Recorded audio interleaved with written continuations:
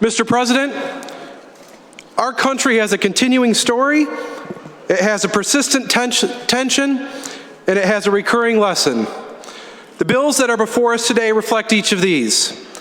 Our national story is a continuous, if sometimes painfully slow and fitful march towards greater freedom.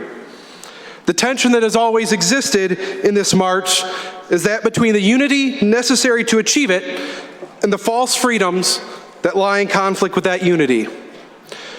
The eternal lesson is that greater freedom for the broad swath of people in our country is only achieved through united action. We see this in the story of our independence.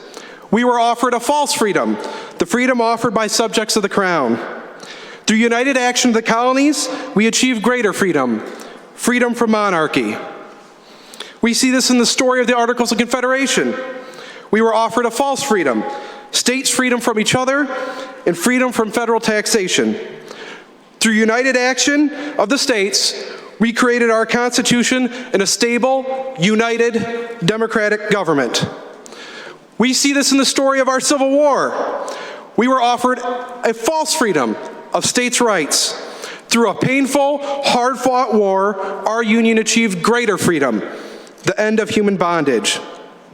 We see this in the story of worker rights, which we are fighting over again today. We are given a false freedom, the freedom to freeload, and it comes at the cost of greater freedoms. Mr. President, what is true freedom for workers? True freedom is the freedom from the fear of being fired for no reason.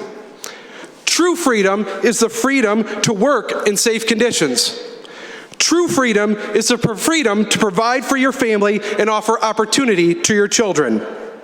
True freedom is the freedom to have a democratic voice in the workplace. And Mr. President, that's exactly what a union is. It is simply the extension of democracy to your workplace. It means that instead of your working conditions, pay, and benefits being dictated to you, you have a democratic voice and the power to help determine your own working conditions.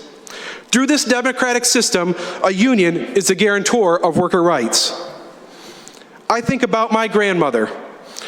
What gave a single mother raising 3 while working at Metal Fab freedom?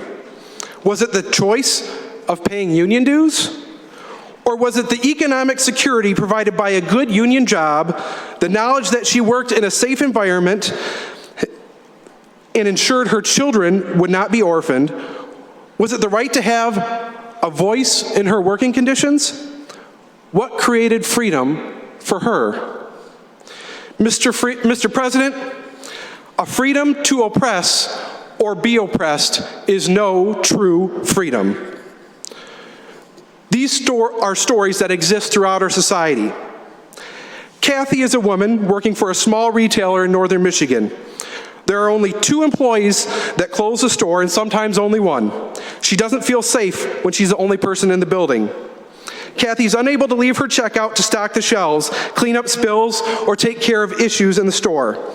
She's embarrassed by the fact that she has to wear an adult diaper during most of her shifts because she can't leave her checkout to have the dignity to use the bathroom.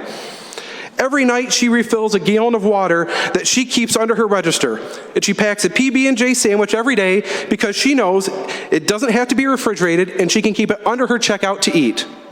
She doesn't have time to leave her checkout for a meal. Mr. President, what is freedom for Kathy? Freedom for Kathy was a union. Mr. President, this is the same debate we have had time and time again in this country.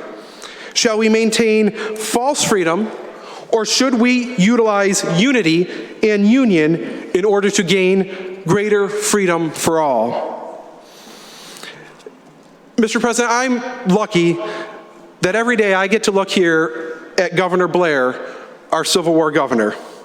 And I'm reminded of the words spoken by our greatest orator of our United States Senate nearly 200 years ago when debating how to preserve and expand freedom.